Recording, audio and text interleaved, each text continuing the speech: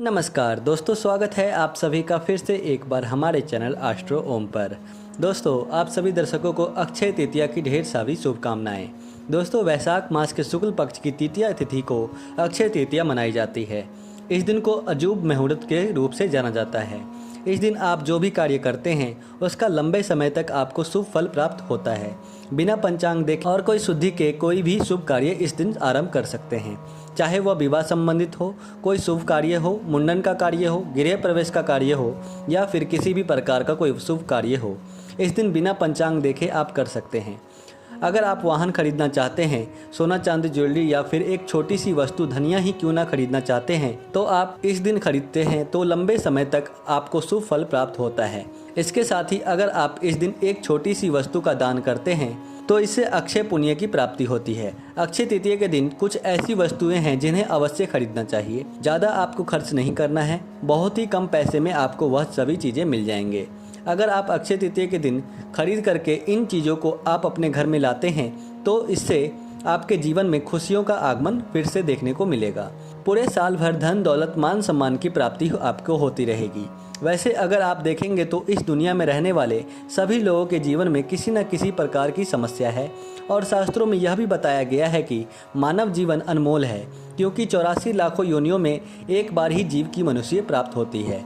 लेकिन मनुष्य जीवन प्राप्त करके कोई व्यक्ति भक्ति नहीं करता, पूजा पाठ नहीं करता, दान धर्म नहीं करता, उस व्यक्ति का जो भविष्य होता है वह अंधकार में चला जाता है। इसलिए मनुष्य जन्म प्राप्त हर व्यक्ति को अपने जीवन में धर्म कर्म का कार्य करते रहना चाहिए, जिससे उसकी सद्गति हो। अगर सद्गति ना हो पाई तो फिर उसे उस मानव जीवन प्राप्त हो जिससे वह अन्य लोगों की मदद कर पाए।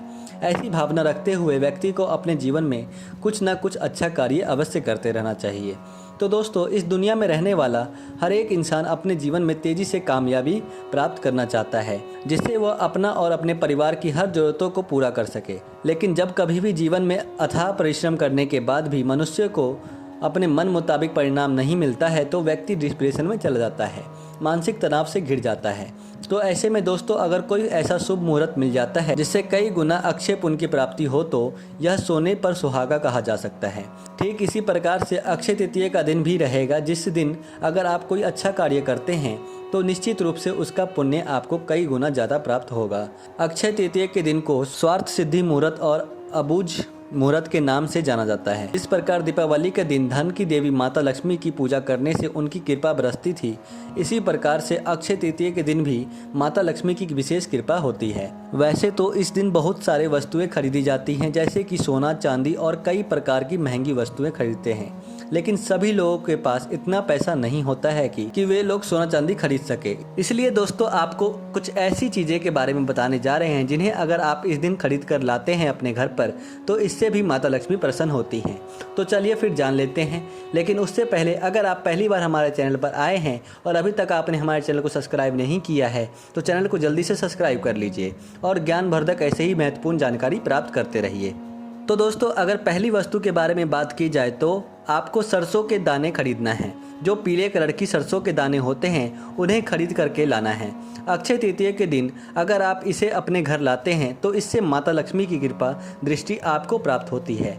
अगर पहले से ही आपके घर में पीली सरसों के दाने मौजूद हैं तो आप इसे पूजा में इस्तेमाल कर सकते हैं। बाद में कपड़े में बांध कर रख लें, इससे नज़र दोष भी उतर जाता है। तो वहीं दूसरी वस्तु के रूप में आपको बाजार से सेंधा नमक खरीद करके लाना है।